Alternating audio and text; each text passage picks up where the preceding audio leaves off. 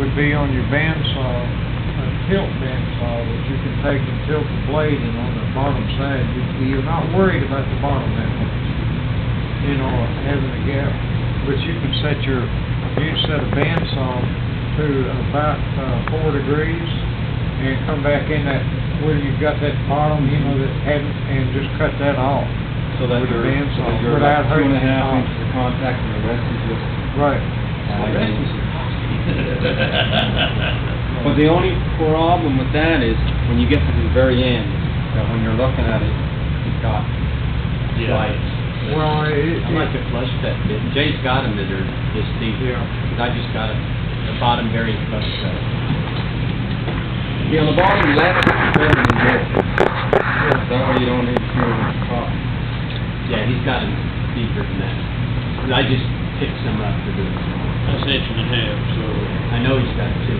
if you could take it down to where you only have 1.25 inches left over. And I guess, you know, you could use a top. Pattern cutting rather good. I know it's here. yeah, you could. If you had a long enough shaft on your router. But anyway, That's really cool. well, I'm sorry that this wasn't absolutely stupendously perfect, but, So now he's over here bragging about being smarter. for the sake of theory, boy, it just, well, I got sawdust in it now. Just a smidgen, one way or the other, makes a difference. Now, what are you gonna join it? How are you gonna join it together now? You gonna dowel it, or you're gonna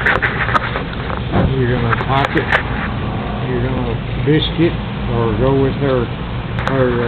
I'm not gonna go buy a domino cutter that I'm gonna use 3 times a year. So I would probably,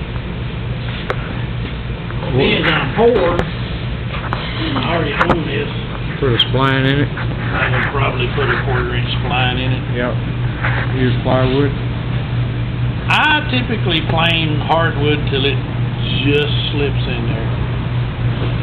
Now, one of the things that I found is I've got a lot of Baltic birch plywood that's a 1/4 inch thick. It's 5 millimeters or something like that thick. And I had a saw blade from my table saw made, an 80-tooth saw blade. And it's square on the tooth like that is. And I typically take and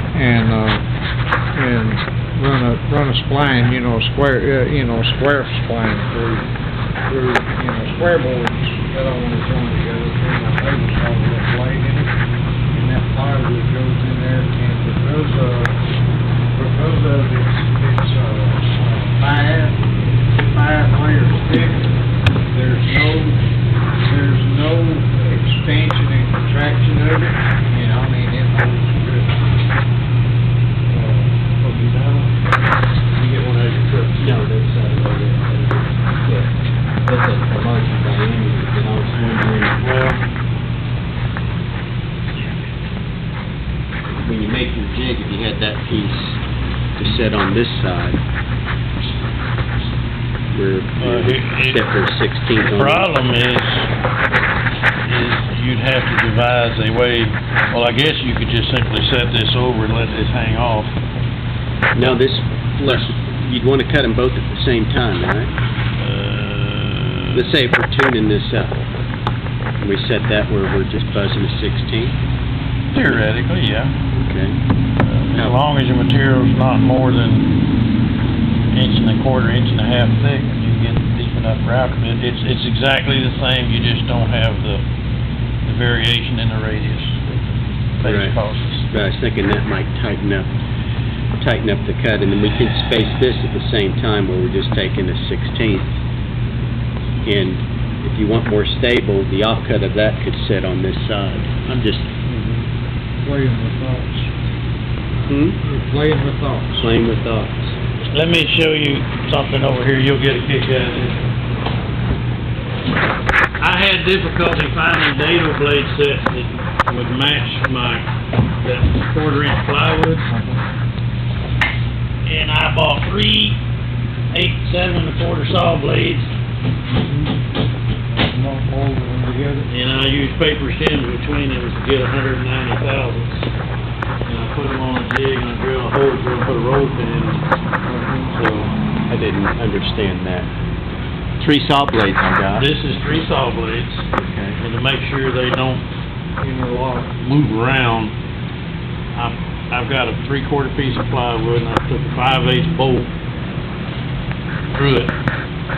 I slipped those blades over it, spaced the blades like I want them, took a drilled an 1/8" hole all the way through all 3 of them, there was a roll pin in it, Gotcha. rounded off on both sides, so now these blades can't move. But that is made for the thickness of the 1/4" plywood, which is no longer 1/4. 30 seconds under or something like that. I use that